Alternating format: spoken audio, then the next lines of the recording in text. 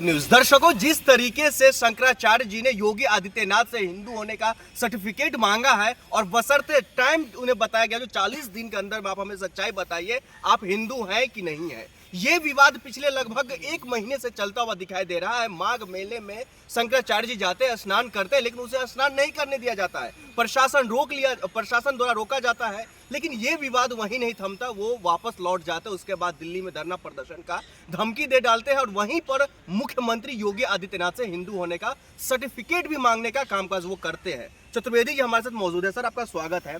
किस तरीके से देख रहे हैं शंकराचार्य जी के इस पहल को?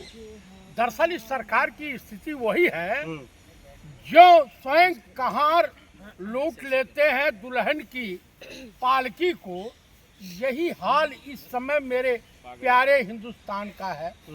जो सत्तानशी हैं, चाहे उत्तर प्रदेश के माननीय मुख्यमंत्री योगी आदित्यनाथ हो या देश के माननीय प्रधानमंत्री श्रीमान नरेंद्र दामोदर दास मोदी और राजा बाबू छैला बाबू हूँ, इन दोनों की सरकारों में जो भाजपाई चाटुकार संत नए बने फिर रहे हैं, जैसे सतुआ बबुआ, आप बताइए, राम भद्राचार्य, और उसके बाद देवकी नंदन ठाकुर और ये शास्त्री। अरे पगला गए हैं क्या आप? सुनते जाइए। जो सनातनी है, जो हिंदू है, आप उन पर उंगली उठाएंगे? आपसे जो मैं पूछने जा रहा हूँ, आसाराम भी हिंदू बन रहा था।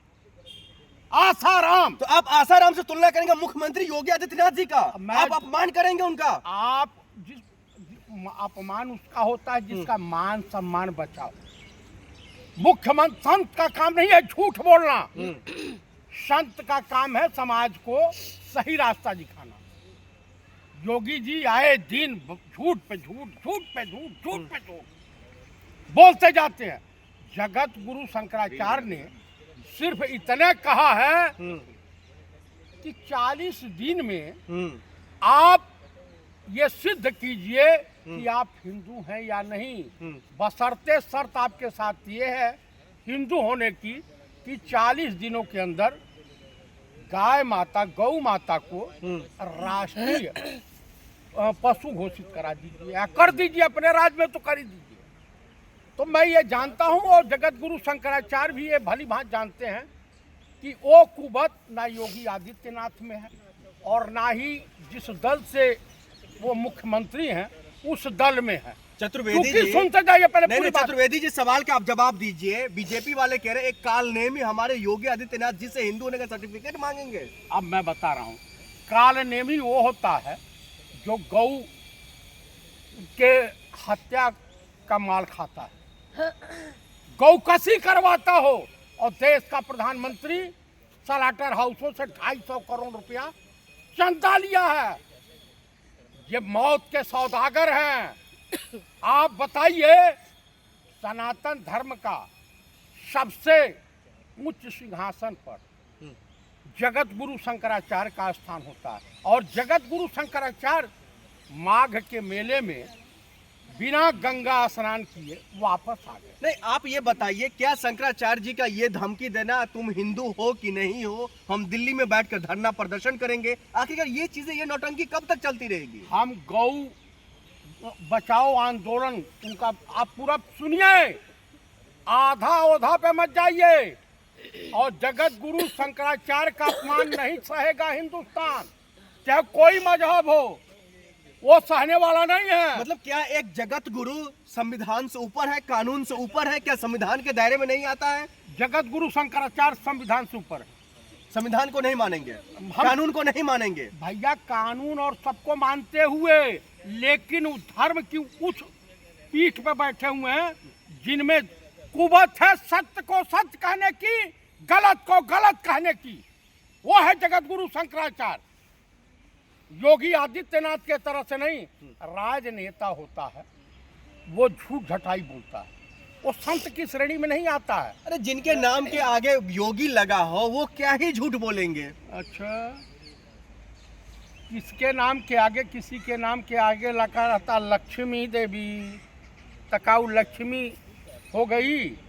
किसी के नाम के आगे होता पार्वती जी, पार्वती देवी तो पार्वती हो गई। किसी के नाम के आगे होता नाम लिखा होता सरस्वती, तो सरस्वती हो गई सरस्वती विहीन। योगी आदित्यनाथ और देश के माननीय प्रधानमंत्री राजा बाबू सरस्वती विहीन, फिर से सुन लीजिए, सरस्वती विहीन। ये लोग जो भी कह रहे हैं, आप शंकराचार्य से सर्टिफिकेट मांगते हो, देश के प्रधानमंत्री तो अपना सर्टिफिकेट नहीं दिखाते हैं, आप दुनिया से सर्टिफिकेट मांगते हो। अब तो कहा जा रहा है जो प्रशासन तैयार है, दिल्ली आने नहीं देंगे, घुसने नहीं देंगे। हम तो आएंगे तो जरूर है, और रोक के दिखाना। ये किसान आंदोलन नहीं है, रोक के दिखाना चैलेंज है। पूरी अपनी जितनी पैरामिलिट्री फोर्स उतार लेना। अरे पूरा पुलिस हाई अलर्ट है, आपने माघ मेला में नहीं देखा? ऐसा है कि एक भी संत को खरोच खा गई तो पूरा हिंदुस्तान जल जाएगा।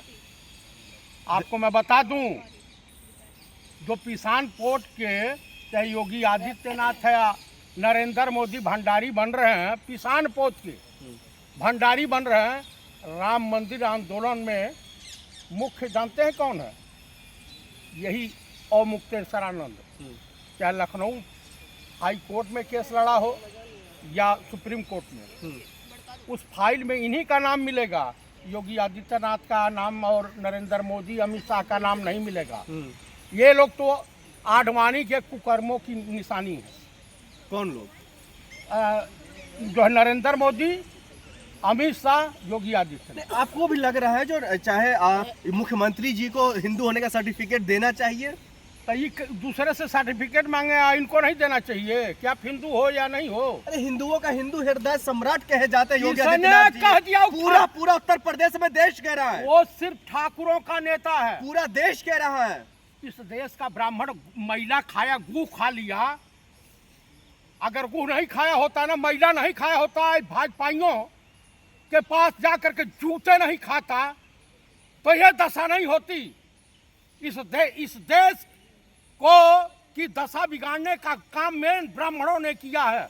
अब ब्राह्मणों, अभी बीजेपी तुम्हारी और दुर्गत करेगी।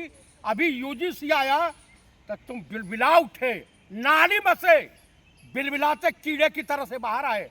उस वक्त कहाँ तुम्हारा जमीर था जब 25-26 हिंदू जहरीला पानी पीने से इंदौर में मर गए?